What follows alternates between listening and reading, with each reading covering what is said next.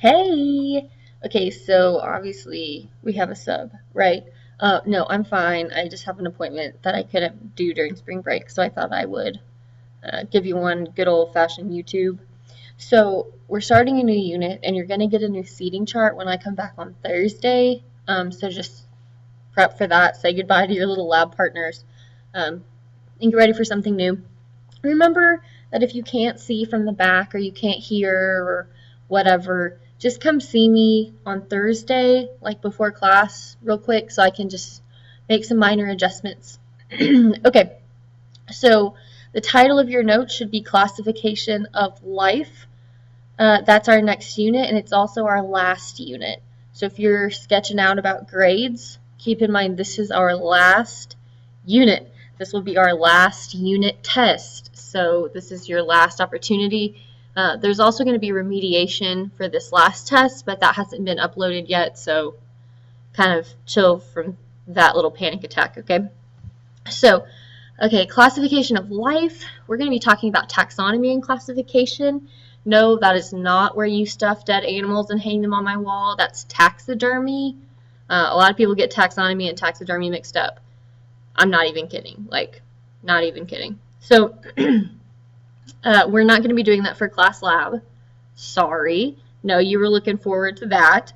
I think we have enough dead things around here. Yeah, fancy. You're looking good. Okay, so we're going to talk about how we classify things and why we classify things.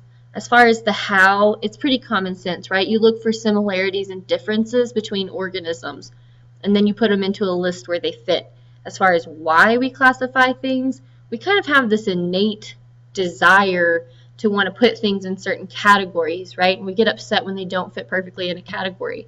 So even as a child, you're going to be putting your toys in a certain, kind of a row, like either by shape or color or texture or type of toy.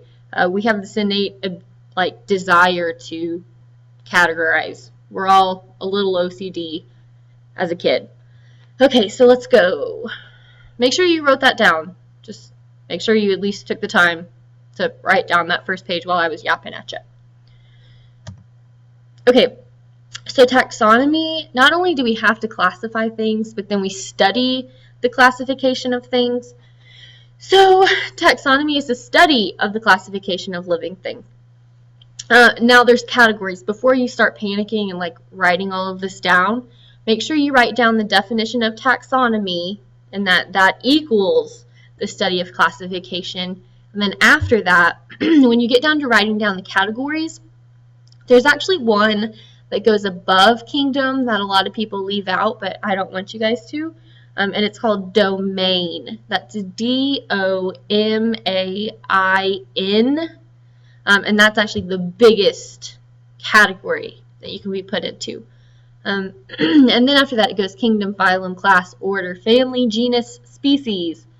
And make sure you write all of those things down. How many are there? Counting domain, kingdom, phylum, class, order, family, genus, species. Okay, so there's 8. Make sure you have all 8 of those things down. Go ahead and pause me. Okay, now we're back.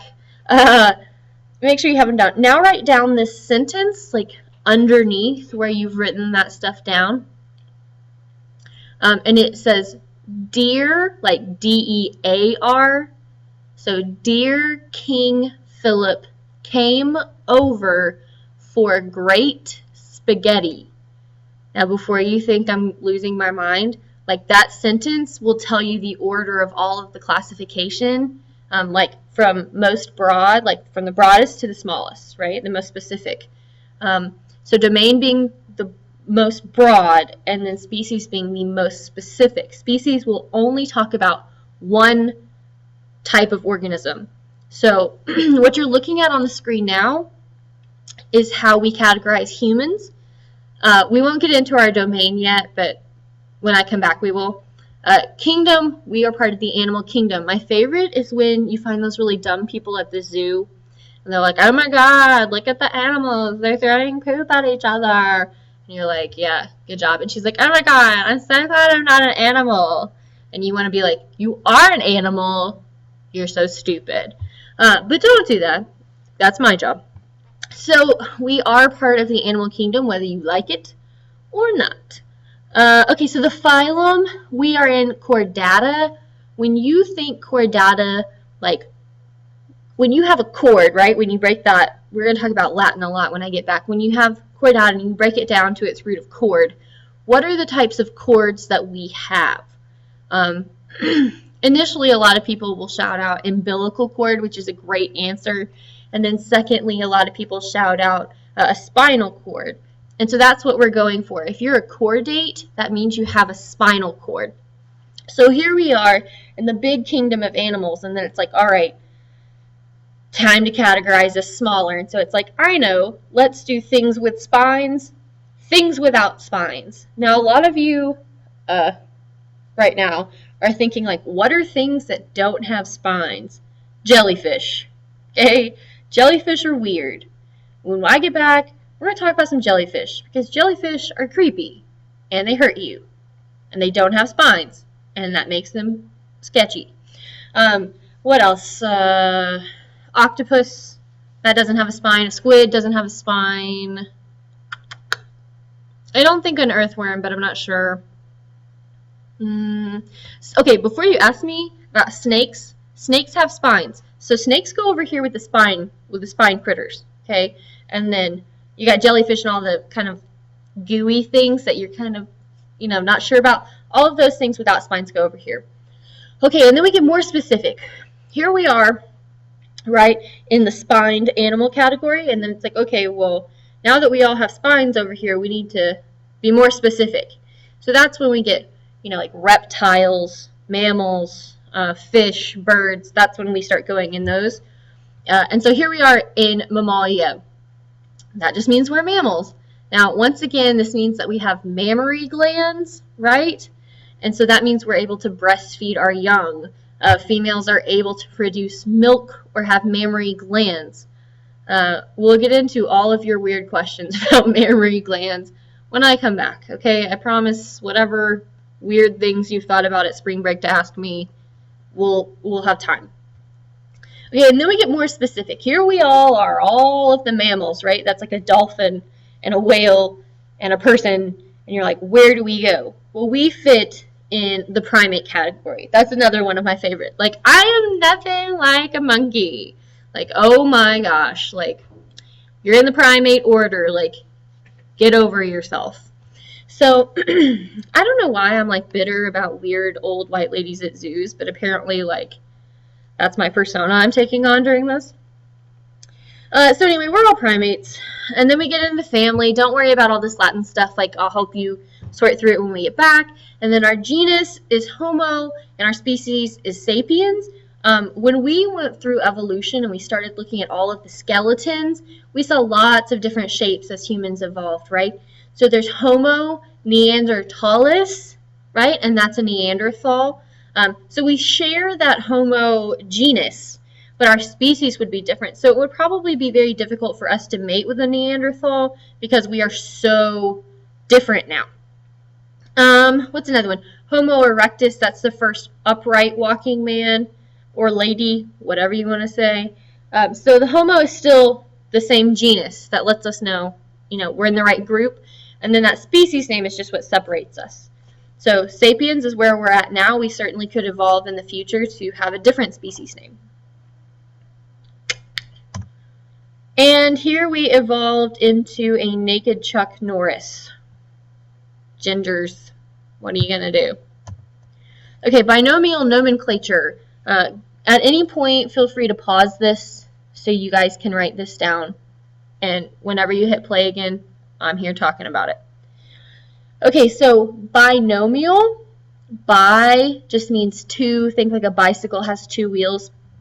So binomial, that means a two name.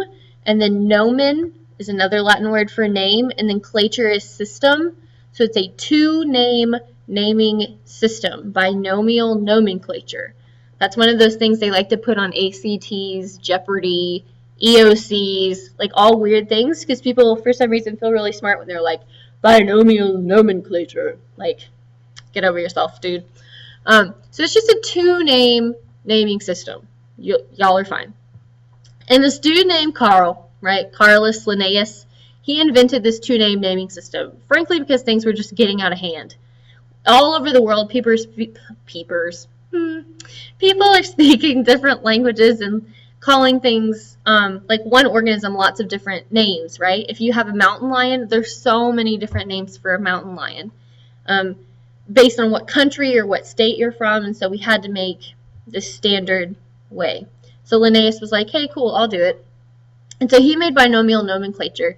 And the two names, so the binomial, the two names that we use are genus and species. Those are the two most specific taxa that you can pick. All countries all over the world use binomial nomenclature in Latin. Latin is a dead language, meaning no one speaks it anymore, but all of science uses it for naming because that's the fair thing. If we picked English, that's not fair to people who are not born fluent in English or develop that as their first language. So we use Latin.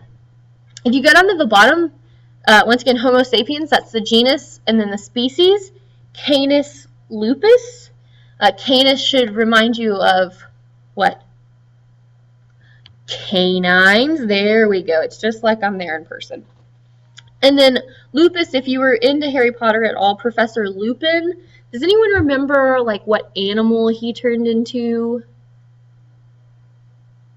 Anybody? Anybody? It's a wolf, people. It's a freaking werewolf. Okay, so Canis lupus, that's just a fancy Latin name for wolf. And then felis, like a feline, and domesticus is a house kitty. Cat, shout out. So once again, it's all fair in Latin. We're going to talk about the rules when I come back for how to write this appropriately, so don't worry about that right now. Okay, so here's a list for how we classify things. You guys will want to pause this and write this down. This list should look familiar to you because it's the exact same list we used in evolution to find common ancestors. So pause. Okay. These are 6 kingdoms. When I get back, I'm going to go through all of these with you in detail. I promise you'll get to hear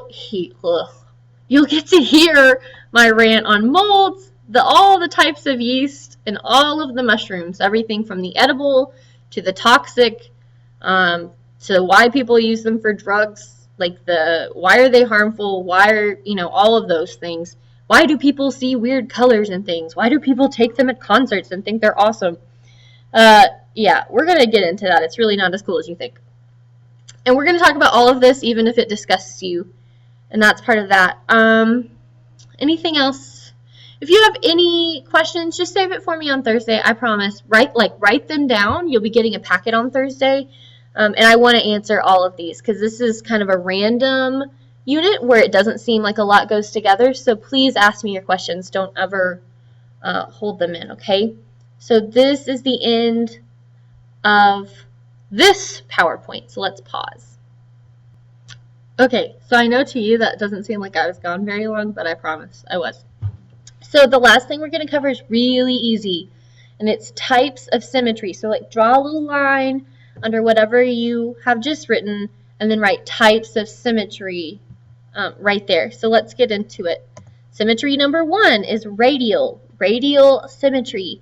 This is anything that kind of resembles a wheel, something you could pick up, turn, it could land, and you didn't notice that it really turned. Like a pizza, no matter what, how you slice it, it pretty much always looks the same. Once again, an octopus, starfish, things like this. A flower typically has radial symmetry on the petals. Bilateral, that's you and me and the puppy and the butterfly. Bi means 2, lateral means side to side. If you cut us down the middle vertically, it means our 2 lateral sides could fold in on each other and be equal. Sorry, puppy. And then last but not least is asymmetrical. Remember, you put the A in front of that, and that means without symmetry. So things that are asymmetrical, it doesn't matter how you fold those things. There's never going to be any symmetry there. So those are things that don't fit into radial or bilateral symmetry. And that's it. Time for worksheets. Not too bad. If you have any questions, once again, just wait until I get back to ask me. But you guys should be good. The worksheet's really, really easy. It's worth 15 points. Everything is worth 3 apiece.